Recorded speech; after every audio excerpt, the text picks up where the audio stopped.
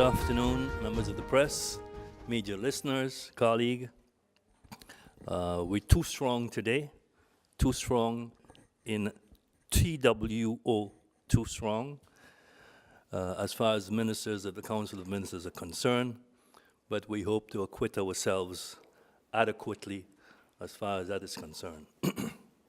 Recently, I got quite some calls relating to an article that appeared in the newspaper, which represented a letter from the CFT, which caused quite some alarm. The alarm is unfounded, and I'd like to share that with the public at large. And it's really old news in the sense of the system, the way it works is the CFT sends out its letter, but its letter does not show up on its website until weeks after the letter has been distributed. And only when it has showed up on the website, I believe the press picks it up and brings that news, but it has nothing to do with any recent activities or events. We have been lobbying for budget support from the Netherlands, and we've had many discussions with the CFT, and it was agreed upon that the CFT will support us in such a request, and the letter which was sent out was part of that support effort. And indeed, in terms of not disposable income, but I would say available funds that government have, as of yesterday, the available funds for expenditures amounted to 26 million guilders in the bank. I want to make a distinction so everybody understands as to what available funds are, because that's not the only funds that the government have. The government have also other funds. Funds that are committed but are being held in reserves just in case there is a delay of some kind in getting the budgetary assistance, that we could fall back on those funds. Funds such as payments that we've got to make to APS to the tune of 20 million guilders. That's in the bank. We also have funds for capital expenditures. We had a choice to rush and spend the capital expenditures because they're all approved. Nothing's holding us back from executing the capital expenditures projects for which we have 21 million guilders additional in the bank. Loans that we had completed in August, and for which bonds have been issued, and that 21 million guilders is in the bank. Again, we could have go out and spend it, but we have not. Given the situation that occurred with Irma, we want to be cautious, and we're going to make sure that we have sufficient funds just in case government runs out of money, that we could also fall back on those funds to keep government running. So there is no panic at this point in time that's justified. Eventually, we will reach that point, of course. But I should also share with you that besides the funds that I just mentioned to you that we have in the bank, in cash, we also have wealth.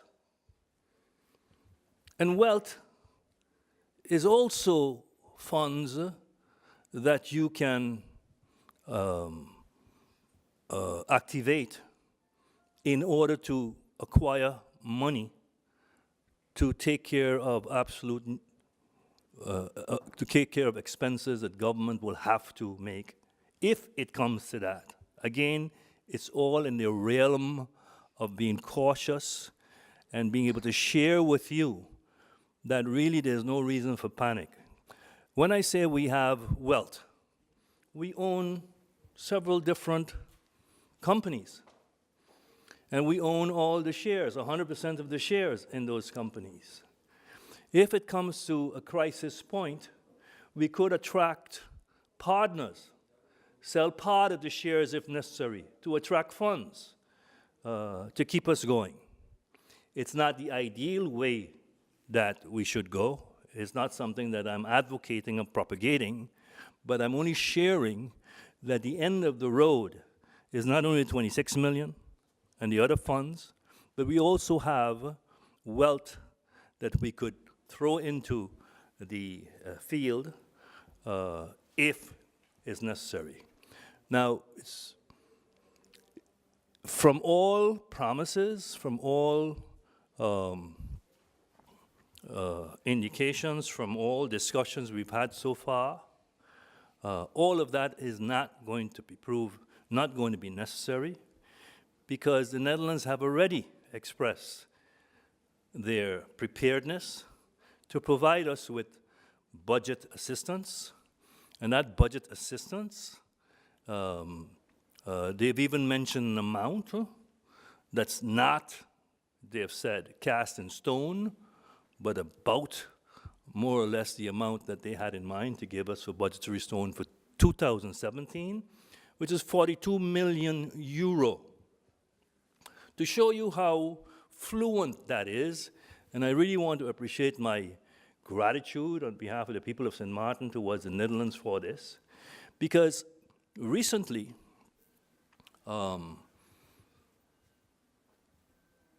if you follow the discussions as far as the 550 million euro aid that they have promised to St. Martin, that 550 million aid is going to be administered by the World Bank. That's a choice that the Netherlands have made to make sure that the programs that's coming out of this 550 million euro, that it's done properly, administrated properly, and accounted for properly.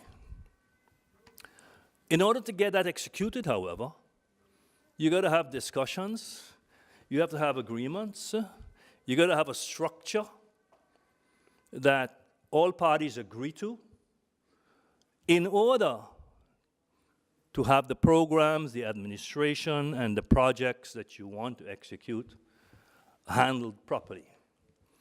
We're at the beginning stage of those discussions.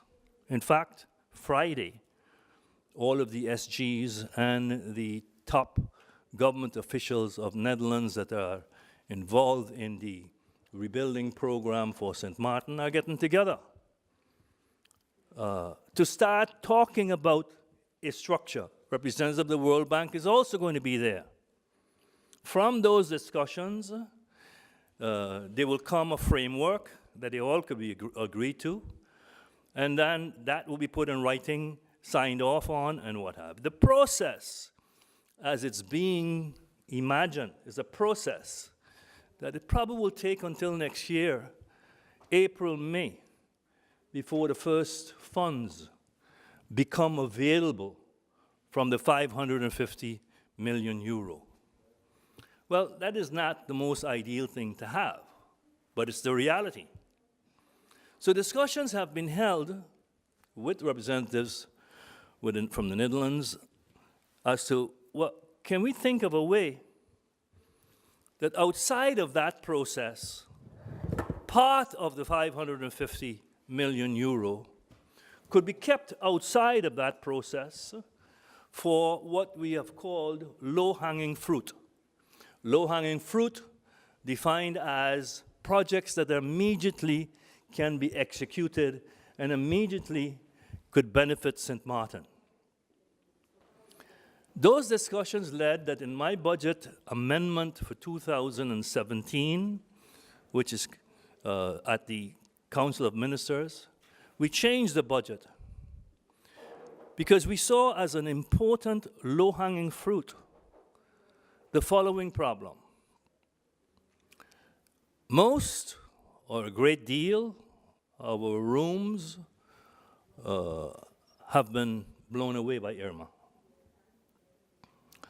As a result, many hospitality workers are unemployed. They may still be getting some kind of income now, but that's going to end now or in the next month. And after that, there is no more income for them. Looking forward, that situation is going to cause serious social problems and is going to cause an increase in crime we are suspecting. Because people need to have some kind of income to survive and eat for themselves and their families. One of the hotels came to me with a project, and they have 900 employees. That's the Maho. And this project entails, if we're talking about building back stronger and building back better, how does that manifest itself, or how could you get that manifested? You could say, listen, you can't build back with zinc, you got to build back with concrete. That would manifest you building back stronger. Some people tell you, no, don't build back with concrete because concrete doesn't give, it breaks. So if you get a situation that breaks, your roof gone. That build back with zinc and what have you because it has an elasticity in it that it could move and wouldn't break. Whatever that discussion is, it is. But building back better and stronger means much more than that. It doesn't only have to do with roofs. For years, our economy, as far as tourism is concerned, has been experiencing a downward trend.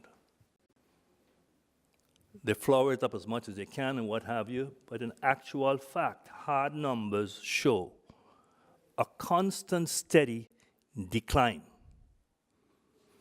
Build back better, or build back like before, build back like it was before Irma means, well, you're building back to go back in the same situation where that downward trend is going to continue.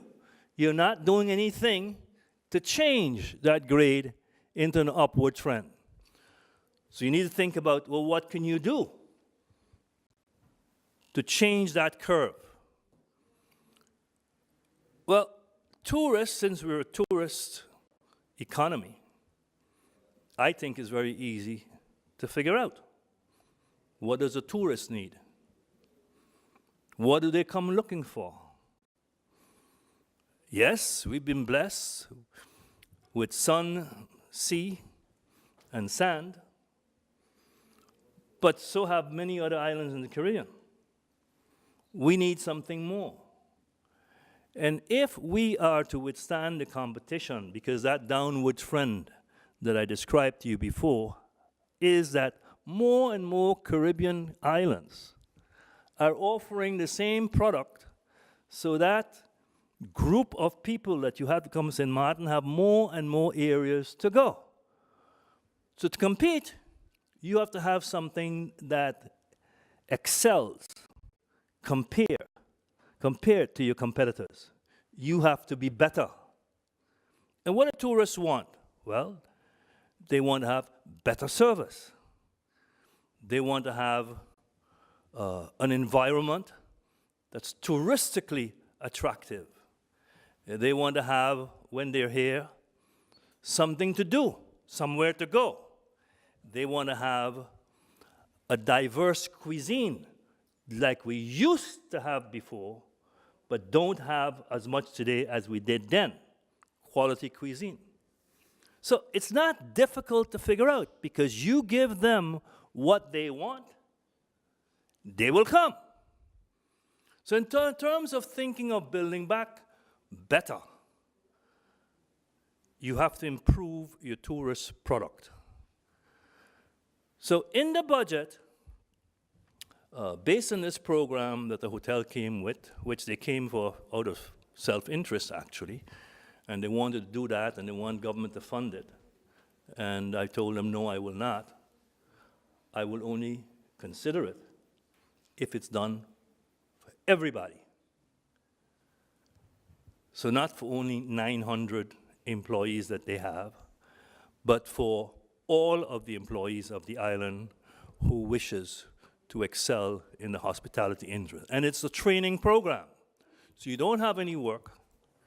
Hotels are not coming back for the next year. In the meantime, we could make use of this opportunity to train people working in the hospitality industry who want to be in the hospitality industry to excel in the service that we're rendering to tourists, which would mean that we would have built back better as far as quality service to our tourists in the future. So in the budget, I've included 8 million guilders for a training program that's probably going to last 3 or 4 months for everybody who wishes to register to prepare themselves to go into the hospitality industry. I've separately met with the representatives of the rebuilding of St. Martin from the Netherlands, and I've told them that 4 months is not enough, that this program should be expanded further and should last at least 10 months. I know that many of the hotels, or several of them, will be back by the middle of next year. But by the next season, most of them will be back online, except there may be 1 or 2. So if we have this program lasting for 10 months, intensively training people, when we're back for the next season, you will have trained personnel, hopefully better trained than what our competitors have, to offer this quality service to tourists. But that's not enough. More is required. I've been saying, and I've said that several times before, the entire strip from Tropicana Casino to the airport needs to be improved to make it attractive, comfortable for tourists. It's the first strip that you hit when you leave the airport to head for Phillipsburg. And that should be a sort of a showcase of St. Martin to our entire tourist industry. At any rate, if you don't want to go that far, I'm saying it is shameful that when there's a shower or two, you have to have tourists walking in the road to avoid mud holes, splashes by water, ducking from being wet, and that is the kind of a tourist product that we're offering to in a premier location for tourism, namely the Simpson Bay Strip. There's no question in my mind that if you're building back better, stronger, you need to do something about that. If you really care about tourism and you want to improve it and you want to have the competitive edge, you have to fix that. You also have to fix the traffic. Nothing is more vexing for somebody to leave a New York City and come here and find traffic jams that are probably worse than you find in New York City. That needs to be fixed. As well as people, tourists, want to have an exposure to our culture. Not only to our sea and sand, they want to know something about us, something about our history. We have the Fort Amsterdam there, that's sitting there, which could be a premier tourist location to attract tours from the cruise ships. For people to go there with an explanation what happened there, probably even with a show of somebody standing on the hill in Cahill and firing a cannon to the fort. All a show, and you got groups of people coming there, paying money to see this show when the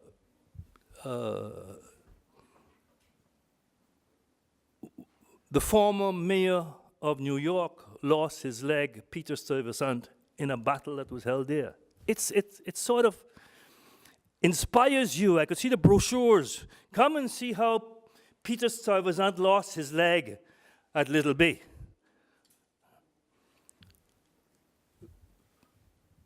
People want to be exposed to our culture, our food. We've got to develop local food that tourists will gyrate to. Yvette's is a good example as to how tourists are attracted to something indigenous. We got to develop that. We got to develop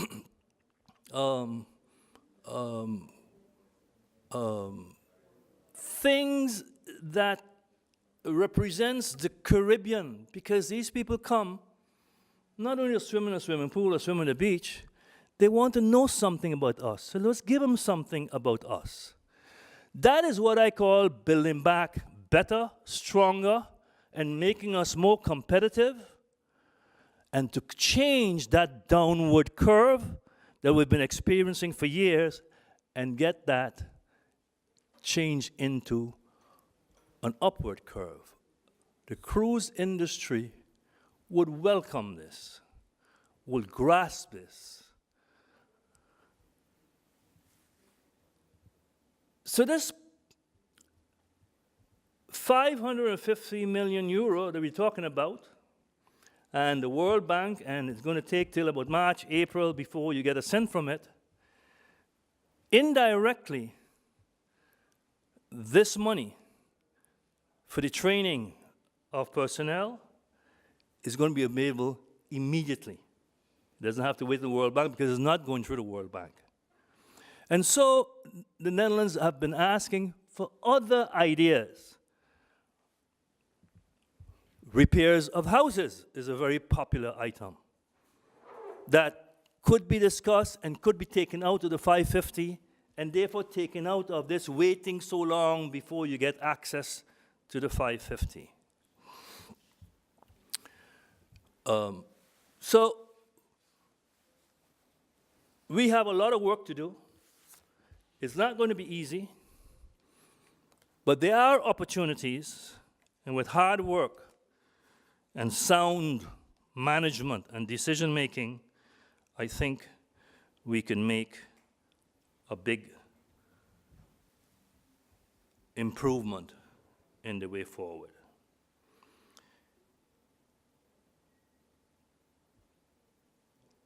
There has also been recently in the news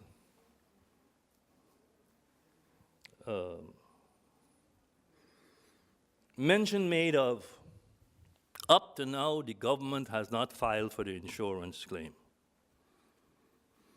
That is a misunderstanding. They're confusing the discussion that has to take place between the adjusters from the insurance company and the adjusters for the government, which only can occur after you have filed a claim. It is discussion how much the insurance company has to pay out, where adjusters come in play. So the fact that we have not yet pinpointed and identified a local adjuster for claims from the government for insurance is not and does not justify anyone saying that up to now the government has not filed their insurance claim.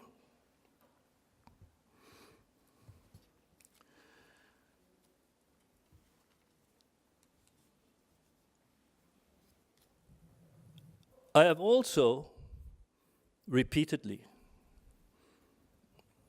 with the former Minister of Kingdom Affairs, Mr. Plasterk, with Mr. Knops, the new one, with Mr. Edwin Arkenbouw, the former representative of the Netherlands as far as rebuilding is concerned, and with the new one, Mr. Nico Schoof, spoke about what is the fastest way we could build back. The fastest way we can build back is to make money available at low interest rate to our businesses. Why are we targeting businesses? Simply because businesses hire people. So you get a spill-off effect. Because somebody say, well, why only businesses and not individuals? I'm not excluding individuals. But businesses you rely on to employ people and to push and create economic activity. That's why, if you want to build back as fast as possible, you need to tap in to the greed of business people. By making available to them capital, loans, at low interest rates, they will borrow and build back as soon as possible. This idea has received a nod from the people that I mentioned to you before, but it stayed there. There are no concrete, specific discussions taking place right now. As I said to you, the projects that's coming out from this $550 million, first, the structure is being discussed. Secondly, you need the reports from ICLAC and the Recovery Committee. A draft of the ICLAC report is already here. It was not finalized. From that draft, you'll get the statistics, because everyone already spoke to businesses here. When you come back, what are your plans? How many rooms you lost? What are you going to do? Are you going to use your insurance money to build back, or use your insurance money to run, whatever? All that information they have compiled, because they do that all over the world whenever there's a disaster. That report is the foundation for you not to make any mistake in decision-making going forward.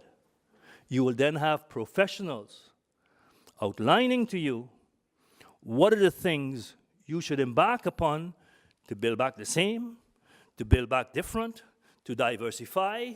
Is there other opportunities that you want to seek in diversifying your economy? All of those things professionals can lay out for you, and through discussions, you will then determine what projects you're going to embark upon with the 550 million euro that is being made available. The point there being that before you get to specific projects, that too will take some time. You don't just flip it out of your pocket or somebody have in their back pocket what projects they want to do. What we do know is we want to build back homes. What we do know is we want to fix the Simpson Bay Strip under all circumstances. What we do know is we would like to have a fund that people could borrow from at very low interest rate to speed up the recovery, to speed up the rebuilding, without having to wait until everything and all formalities and all the blue tape is run through to get to the 550.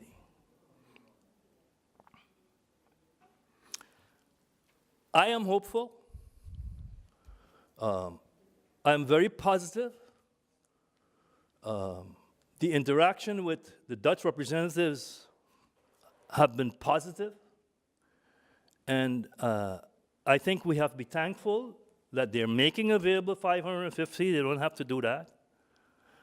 And Mr. Knops has even said that he's not so sure that the 550 million is even enough, and he might well be right in that respect.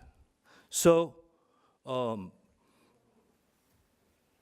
we have programs that we've put together ourselves locally, as far as roof repair is concerned, as far as food vouchers are concerned. We've doubled the welfare payment. We've doubled the PPP cards funds. We've allocated funds in the budget, which is $5 million for roof repair, and we're looking at extending the food voucher program over a longer period than was originally envisioned. That's my report for today. Thank you very much for listening.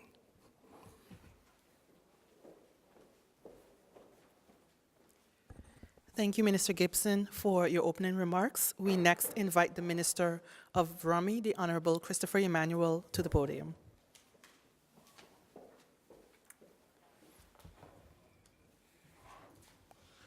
Good afternoon, and thank you very much. Well, today basically I wanted to have a one-on-one with the people of St. Martin. And the reason for this one-on-one is to bring them up to date with something that I believe is very important. I believe it is something that everyone should take seriously, and the regular, customary, and I put it in quotes, games that are being played should not be played with such. And what am I talking about? I am talking about the waste to energy and the concession with the country of St. Martin and Enviro Green.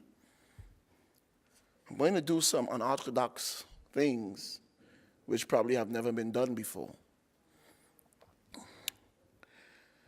In my hand, I have the concession agreement. It's not approved. It will be on the table at COM on Thursday. I had a meeting with the governor earlier today. We had a very good discussion, and I told the governor that I'm placing this in his hand because I believe that this is the best thing to solve our waste problem on St. Martin. I also told the governor that I haven't deviated from previous agreements in terms of the path that they took to reach this far. The scary thing is whenever any one of those previous agreements reaches this far, government always ceases to exist, point in case to where we are right now. I also told the governor that, how should I put it, the powers to be, I believe, don't want to fix the problem. And they don't want to fix the problem because they benefit from it as it is. In July or earlier in the year, I signed an MOU with Enviro Green. And now I need to make a distinction because there also came an article that said that the COO or the CEO of Enviro Green was caught in misuse of the rights of disposing waste. Absolutely not true. This company, Enviro Green, is out of Canada. This is Enviro Green Mining. The company that was put out in the media is Enviro Green Processing out of the United States. Two different companies. But I'm saying this because I want the people of St. Martin to understand where the undermining started, not just now, but it started from way back then. And for some particular reason, there seems to be use a loose term, a hard-on for the minister or the ministry of Vromi, because I tend to do things differently. I tend to think out of the box, and I want to see things done. It took the lawyers of Enviro Green 3 months to go through this document and send it back. It took Eric de Vries, HBN Law, 6 months to also make the necessary changes and send it back. And I believe last week, Wednesday, I believe it is, I stand to be corrected, or Thursday, Mr. de Vries walked into the office and he handed the document and he said it's complete. Some minor changes was made and it was put to COM right away for its approval with the LB to send off to the governor, granting the minister permission to sign on behalf of the country. Now, I am prepared to release this whole entire document to the public of St. Martin, page by page, so everyone can read it, peruse it for themselves. This has never been done before with Synergy or all the other agreements that was made before. And why I'm doing that? All in the name of transparency.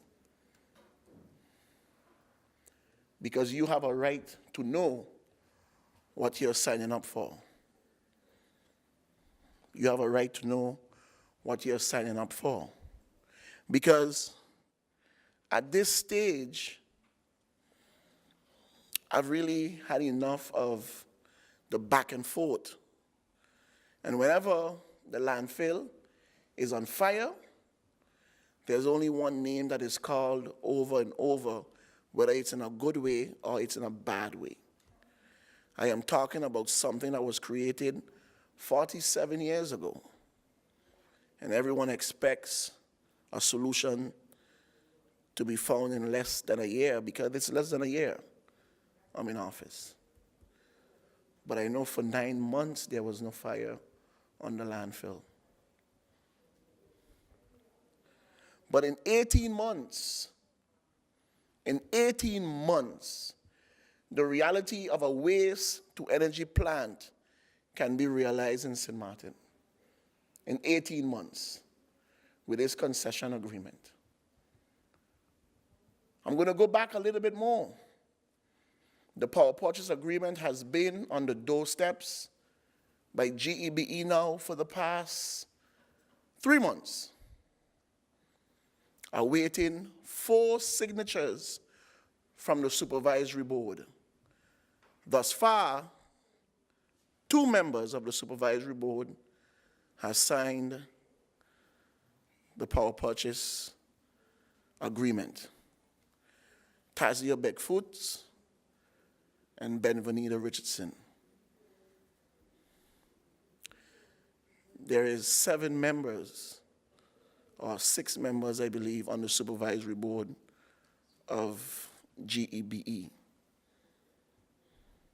I have commitment from 1 more member that they will sign, awaiting additional information that they ask for. But even there, games are being played. The school children are saying that they already received their calls not to sign. And I'm hearing things. I'm hearing a lot of things. And that's why I decided, St. Martin, you judge for yourself. You judge for yourself. Whether it's good or bad. There is no 2 cents, 3 cents, and 4 cents in it for me. What's in it for me is solving that problem. A serious problem. And we continue to play games with it over and over and over. I can understand the concerns my colleagues in CALM may have. I can understand those concerns. We can probably sit down and we can go over it, we can trash talk, and we can fix it. But at this stage, you can continue to butt your toe, and some point in time, we got to say, ouch. You have to say, ouch. It hurts. How much longer are we going to continue to butt our toe with the landfill? There is nothing more being said about it because the smoke has died down. There's nothing more. We all react to the situation when she's on fire because we have become so accustomed of it being the way it is. That doesn't make it right. It doesn't make it good. It's not good and it's not right. But here's a solution. Here's a solution. and the powers to be out there, stifling it there, holding it up there, making calls there, threatening over there. Let me say this to everyone. I am not afraid of you. Not one of you. I welcome your threats. You know, when you're young and you're on the block, you got something called tripping. And the one who does make the most noise and tripping on you the most is always the one who can't take when you start to trip back on him. And I always tell people, I could take all the blows.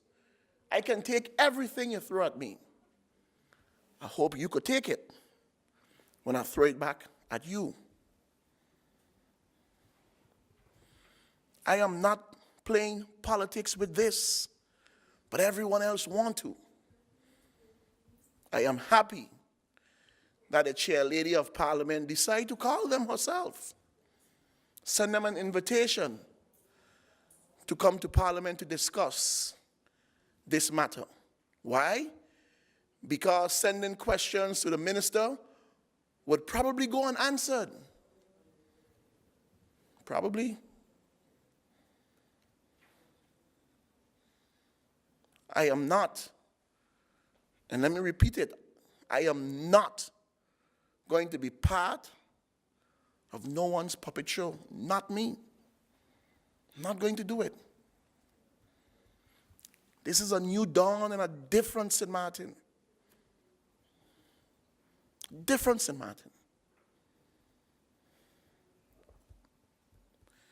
Here's a solution. Not too happy with the Daily Herald, but I see my friend.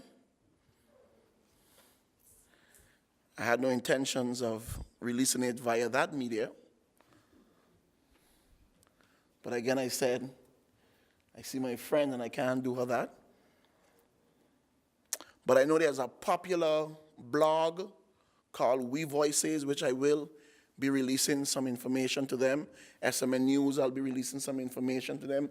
The Daily Herald.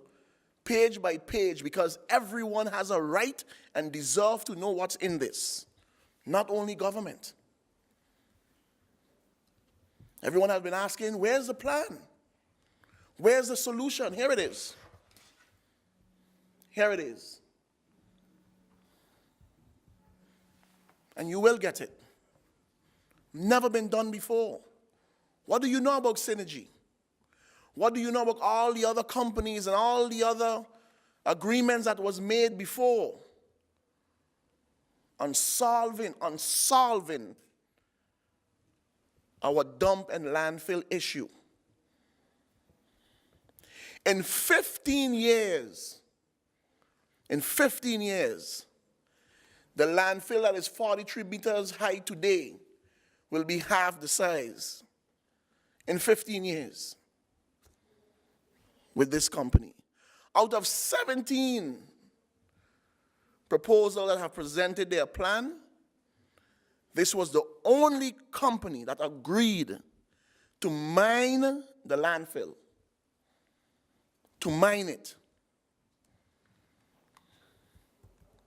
GB is operating at 43 cents per kilowatt hour right now.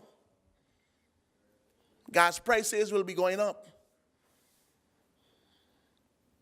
They are coming in at 26 cents per kilowatt hour.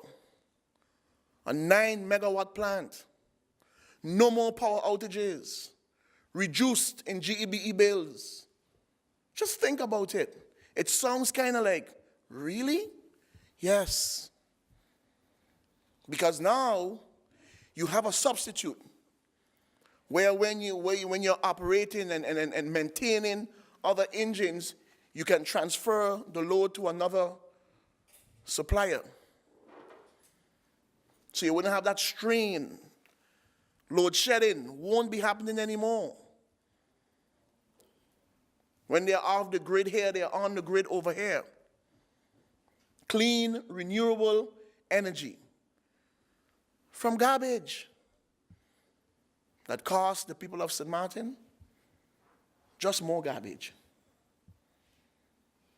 $750 kilojoules of garbage.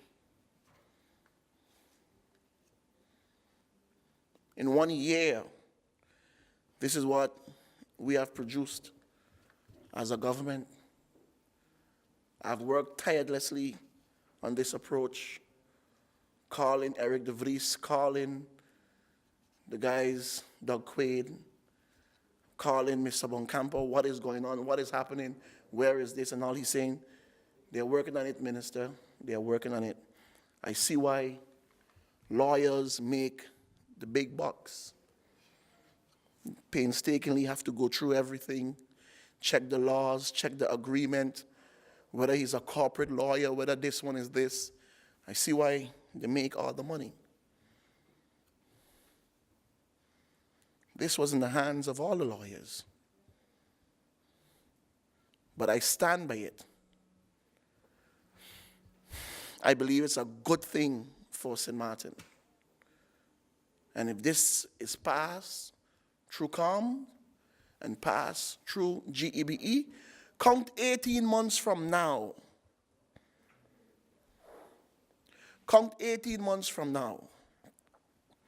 Even without the power purchase agreement, there is $9 million waiting to be injected in this economy with machinery, balers, shredders, loaders on the docks in Canada, ready to come to St. Martin, starting to separate the garbage, bale the garbage, store the garbage, pack the garbage that they are going to need to burn when the plant is in operation. It's right there waiting, $9 million. 150 jobs, 150 local jobs in these times. In these times. All of that is in the agreement. But like I said, I think the people of St. Martin need to know. They have a right to know what's in this agreement. And I will give it to the people of St. Martin. Thank you very much.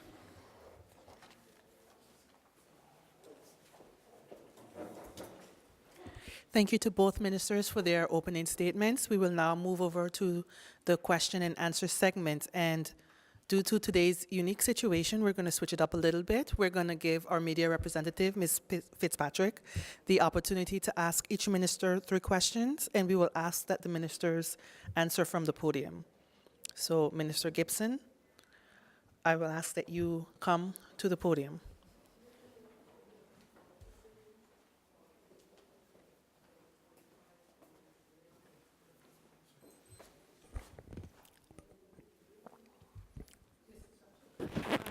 Good afternoon to both ministers. I don't know if I have 3 questions for you, Minister Gibson, but I do have one. In your opening remarks, with all that you mentioned, you said that we are not at this stage, at a critical stage as yet with our finances, but you said eventually we will get there. What is your projection? When do you think we will, based on all of the available funds that we have currently, when do you think we would reach a critical stage? At what point? I don't understand the question. When are we going to reach the stage of exhaustion of the funds which we have? Correct. If nothing else happens, if income does not improve, if expenditures remain the same, and exempting the sale of shares that we own in companies to generate income, leaving that out,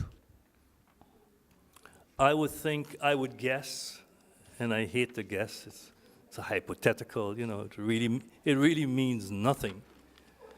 But I would think that next 3 months. 3 months.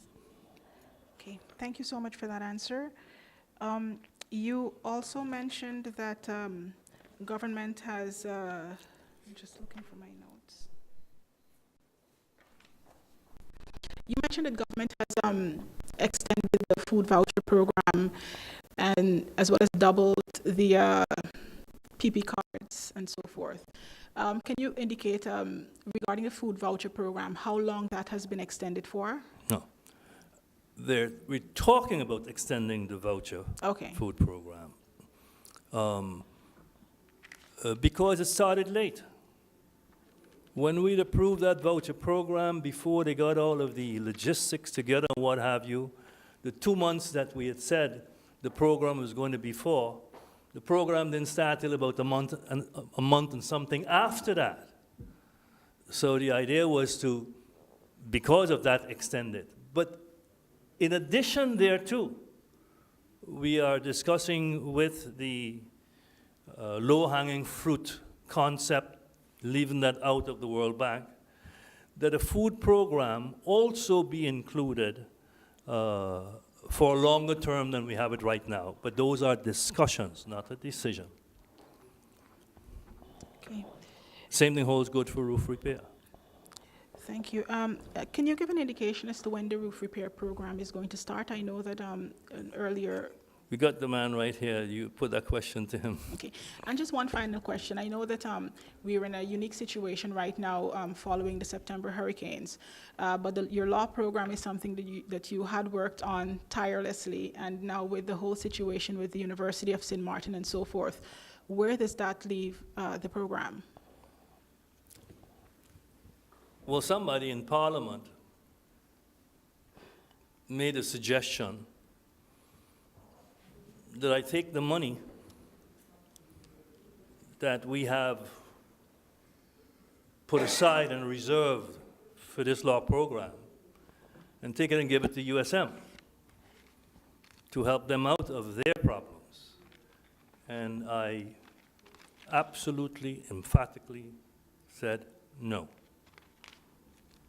Because the law program is not something that you play with and say, yeah, maybe, and then we can take it and do something with it tomorrow. It's an absolute necessity for the development of St. Martin in the future. And now we have succeeded. After having all these years of deficits in the budget, we finally succeeded in being able to put money aside to do this absolutely necessary thing. I don't think we should start taking steps backward, but we have to have steps forward, maintain those reserves. Of course, Irma, the same month the law program was supposed to be started, is when Irma came knocking on the door and says, hey, you gotta wait. So we're waiting. There's some other complications that came up, namely complications with USM itself. You know, it no longer has that infrastructure. Besides that, this was a program that was going to be done in collaboration with the University of Curacao.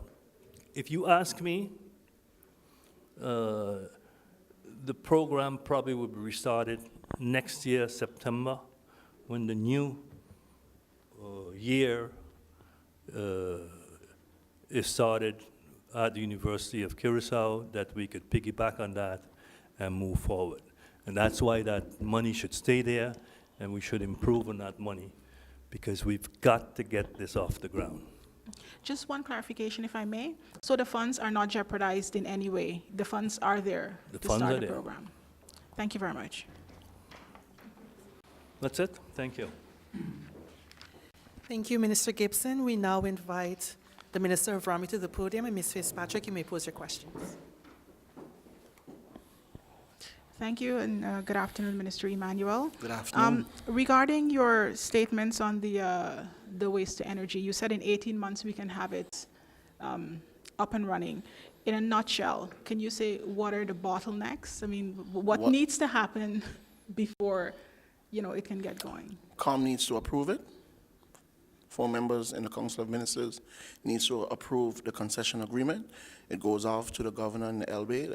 The governor gives me the permission to sign on behalf of the country of St. Martin.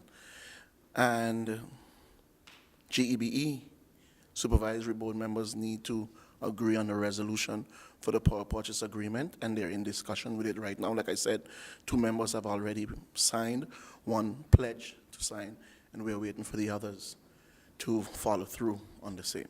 They, from what I understood, is they're still waiting on information. To me, I don't think that is the case because they have sent all questions to EnviroGreen in Canada that I know of, and they have answered all of them. They have answered all of them, but like I said, I'm hearing things, and when I look at the political sphere as it is right now, I understand why some may be reluctant to do that.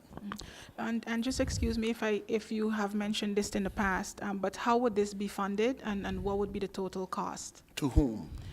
to set up the waste energy? Well, there's no cost to government in terms of the funds. It is about $80 to $85 million project, and it's all funded by EnviroGreen. And of course, the way how it works with a power purchase agreement is waste to energy. So they will burn, separate, do all the necessary things that needs to be done with our garbage, and energy will be created that they will sell to GEBE.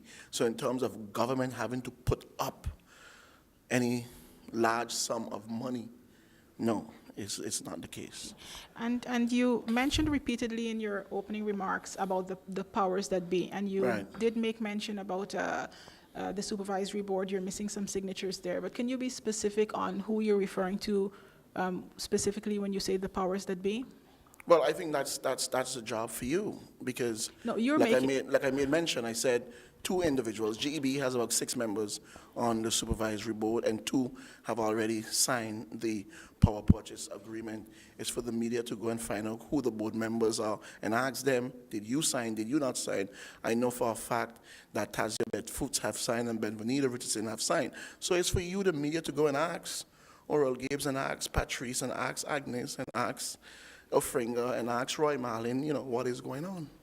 Okay, so it's only the supervisory board you're referring to when you say the powers that be? No, it's not only the supervisory board that I'm referring to.